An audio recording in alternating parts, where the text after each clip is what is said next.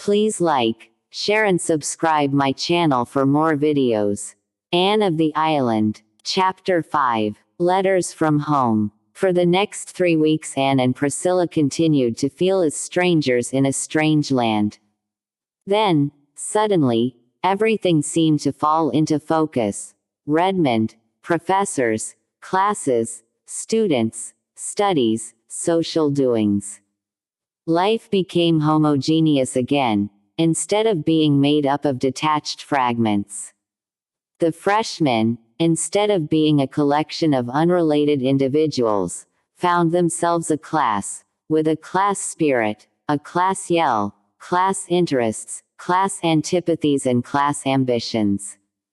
They won the day in the annual arts rush against the sophomores, and thereby gained the respect of all the classes, and an enormous, confidence-giving opinion of themselves. For 3 years the sophomores had won in the rush. That the victory of this year perched upon the freshmen's banner was attributed to the strategic generalship of Gilbert Blythe, who marshaled the campaign and originated certain new tactics, which demoralized the sophs and swept the freshmen to triumph. As a reward of merit he was elected president of the freshman class, a position of honor and responsibility, from a fresh point of view, at least, coveted by many. He was also invited to join the Lambs, Redmonds for Lambda Theta, a compliment rarely paid to a freshman. As a preparatory initiation ordeal he had to parade the principal business streets of Kingsport for a whole day wearing a sunbonnet and a voluminous kitchen apron of gaudily flowered calico. This he did cheerfully, doffing his sunbonnet with courtly grace when he met ladies of his acquaintance. Charlie Sloane, who had not been asked to join the Lambs, told Anne he did not see how Blythe could do it, and he, for his part, could never humiliate himself so. Fancy Charlie Sloane in a caliker, apron and a sunbonnet, giggled Priscilla.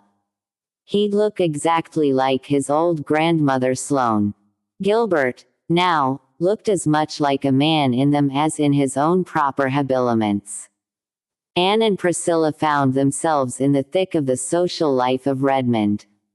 That this came about so speedily was due in great measure to Philippa Gordon. Philippa was the daughter of a rich and well-known man, and belonged to an old and exclusive, Bluenose, family.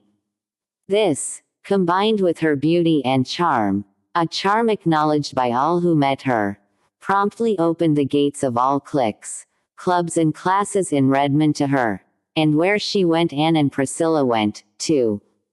Phil adored Anne and Priscilla, especially Anne. She was a loyal little soul, crystal-free from any form of snobbishness. "Love me, love my friends," seemed to be her unconscious motto. Without effort, she took them with her into her ever-widening circle of acquaintanceship, and the two Avonlea girls found their social pathway at Redmond made very easy and pleasant for them, to the envy and wonderment of the other freshettes, who, lacking Philippa's sponsorship, were doomed to remain rather on the fringe of things during their first college year. To Anne and Priscilla, with their more serious views of life, Phil remained the amusing, lovable baby she had seemed on their first meeting. Yet, as she said herself, she had heaps of brains. When or where she found time to study was a mystery, for she seemed always in demand for some kind of fun, and her home evenings were crowded with callers. She had all the beau that heart could desire, for 9/10 of the freshmen and a big fraction of all the other classes were rivals for her smiles. She was naively delighted over this, and gleefully recounted each new conquest to Anne and Priscilla, with comments that might have made the unlucky lovers' ears burn fiercely. "Alec and Alonzo don't seem to have any serious rival yet," remarked Anne, teasingly. "Not one," agreed Philippa. "I write them both every week and tell them all about my young men here. I'm sure it must amuse them. But, of course, the one I like best I can't get. Gilbert Blythe won't take any notice of me, except to look at me as if I were a nice little kitten he'd like to pat. Too well I know the reason. I owe you a grudge, Queen Anne. I really ought to hate you, and instead I love you madly, and I'm miserable if I don't see you every day. You're different from any girl I ever knew before.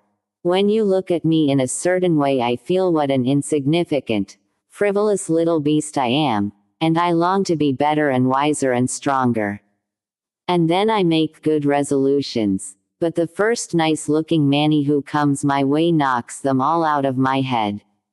Isn't college life magnificent? It's so funny to think I hated it that first day. But if I hadn't, I might never got really acquainted with you. Anne, please tell me over again that you like me a little bit. I yearn to hear it. I like you a big bit, and I think you're a dear, sweet, adorable, velvety, clawless, little kitten, laughed Anne, but I don't see when you ever get time to learn your lessons. Phil must have found time, for she held her own in every class of her year.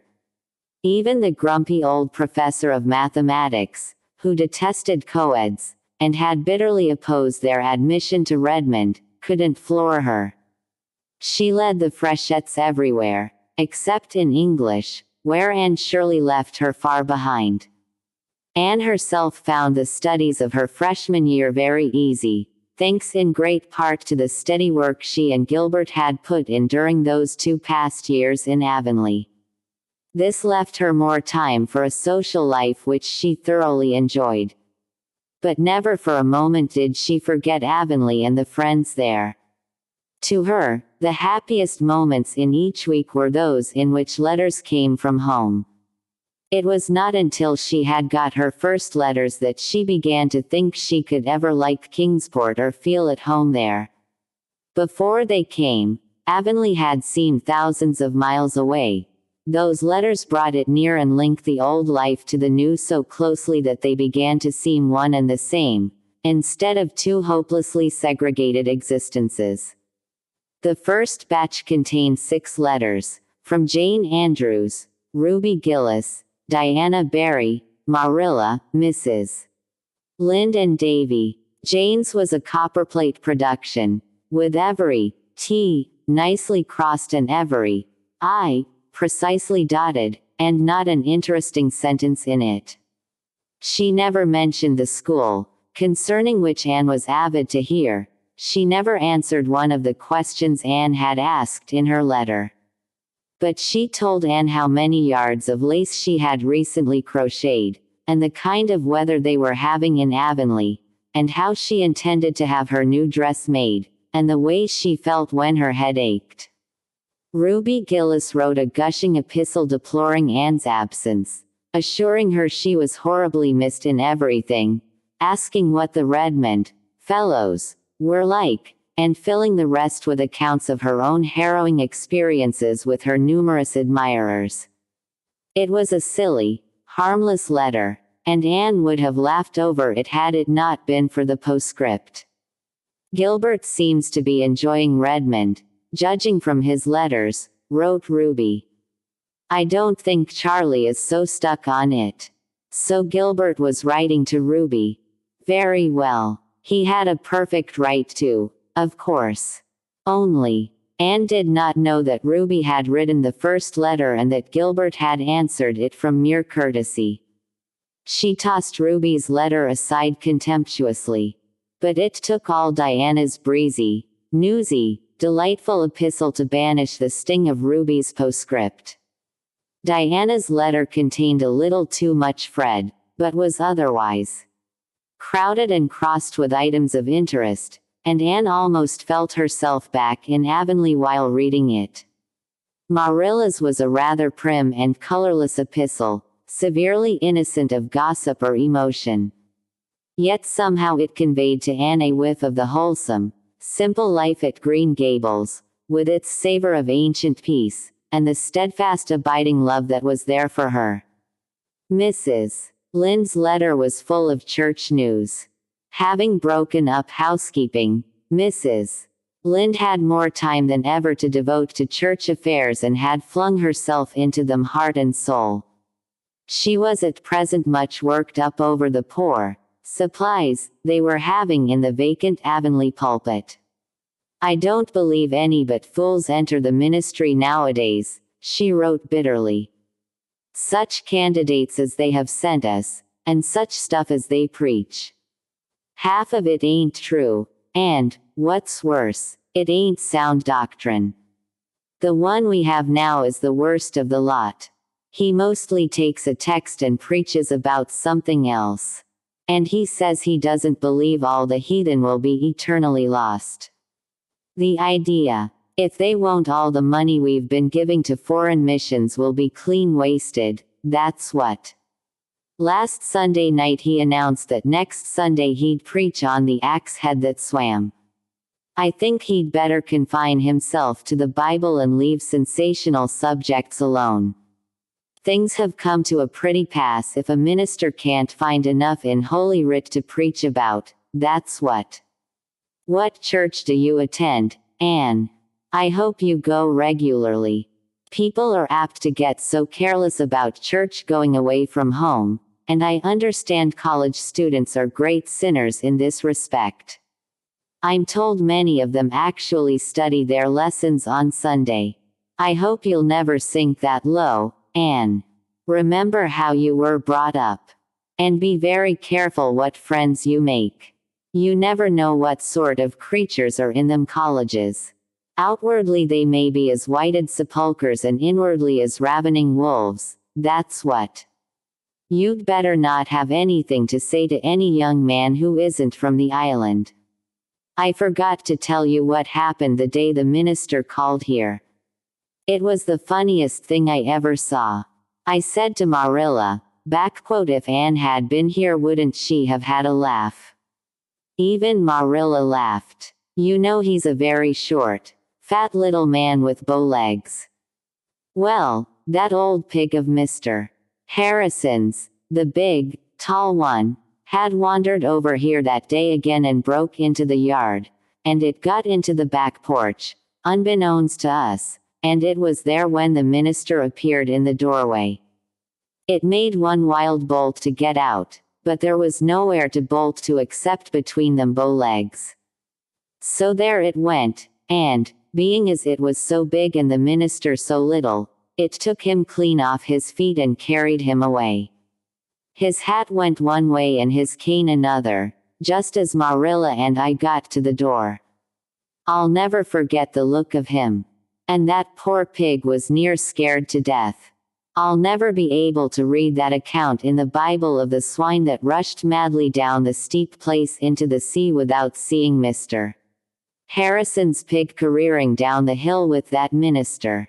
I guess the pig thought he had the old boy on his back instead of inside of him. I was thankful the twins weren't about. It wouldn't have been the right thing for them to have seen a minister in such an undignified predicament. Just before they got to the brook the minister jumped off or fell off. The pig rushed through the brook like mad and up through the woods.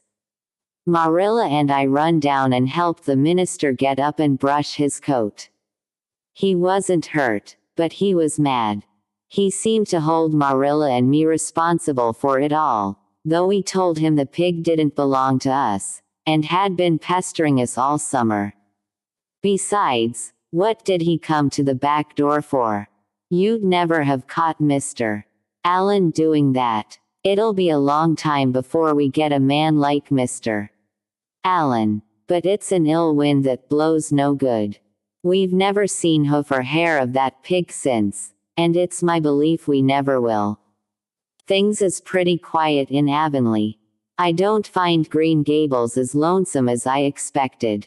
I think I'll start another cotton warp quilt this winter. Mrs. Silas Sloane has a handsome new apple leaf pattern. When I feel that I must have some excitement, I read the murder trials in that Boston paper my niece sends me. I never used to do it, but they're real interesting. The States must be an awful place. I hope you'll never go there, Anne. But the way girls roam over the earth now is something terrible. It always makes me think of Satan in the book of Job, going to and fro and walking up and down. I don't believe the Lord ever intended it, that's what. Davy has been pretty good since you went away. One day he was bad and Marilla punished him by making him wear Dora's apron all day, and then he went and cut all Dora's aprons up.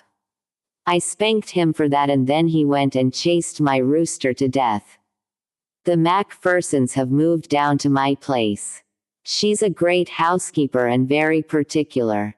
She's rooted all my June lilies up because she says they make a garden look so untidy. Thomas set them lilies out when we were married. Her husband seems a nice sort of a man, but she can't get over being an old maid, that's what. Don't study too hard, and be sure and put your winter underclothes on as soon as the weather gets cool. Marilla worries a lot about you, but I tell her you've got a lot more sense than I ever thought you would have at one time, and that you'll be all right. Davy's letter plunged into a grievance at the start. Dear Anne, please write and tell Marilla not to tie me to the rail of the bridge when I go fishing. The boys make fun of me when she does. It's awful lonesome here without you, but great fun in school. Jane Andrews is crosser than you. I scared Mrs. Lynde with a jack-o'-lantern last night. She was awful mad, and she was mad 'cause I chased her old rooster round the yard till he fell down dead. I didn't mean to make him fall down dead. What made him die, Anne? I want to know. Mrs. Lynde threw him into the pig pen. She might have sold him to Mr. Blair. Mr. Blair is giving 50 cents apiece for good dead roosters now. I heard Mrs. Lynde asking the minister to pray for her.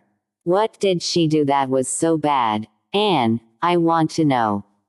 I've got a kite with a magnificent tail, Anne. Milty Boulter told me a great story in school yesterday. It is true. Old Joe Mosey and Leon were playing cards one night last week in the woods. The cards were on a stump, and a big black man bigger than the trees come along and grabbed the cards and the stump and disappeared with a noise like thunder. I'll bet they were scared. Milty says the black man was the old Harry. Was he, Anne? I want to know. Mr. Kimball over at Spencervale is very sick and will have to go to the hospital. Please excuse me while I ask Marilla if that's spelled right. Marilla says it's the Sillam he has to go to, not the other place. He thinks he has a snake inside of him. What's it like to have a snake inside of you, Anne? I want to know. Mrs. Lawrence Bell is sick too. Mrs. Lynde says that all that is the matter with her is that she thinks too much about her insides. I wonder, said Anne, as she folded up her letters, what Mrs.